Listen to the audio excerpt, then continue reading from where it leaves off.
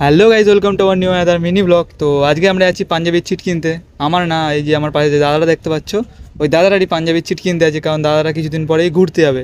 আর এই যে ডিউটিতেই ছিলাম, সেই জন্য আর ড্রেসটা চেঞ্জ করা হয়নি, এই ড্রেস পরেই বেরিয়ে পড়লাম। আবার এখান থেকে গিয়ে আবার ডিউটি জয়েন করতে হবে। তো ফাইনালি চলে এলাম এখানে দোকানে, আর দোকানের নাম হচ্ছে মাশাআল্লাহ পাপ্পু টেক্সটাইল। তোমরা এখানে আসতে পারো। দোকানে ঢুকেই তো আমি পুরো অবাক, মানে এখানে এত ধরনের ছিট আছে, মানে বিভিন্ন কালারের বিভিন্ন কোয়ালিটির ছিট আছে। দেখো চারিদিকটা পুরো জামা কাপড়ের ছিট থেকে শুরু করে সমস্ত কিছুতে ভর্তি।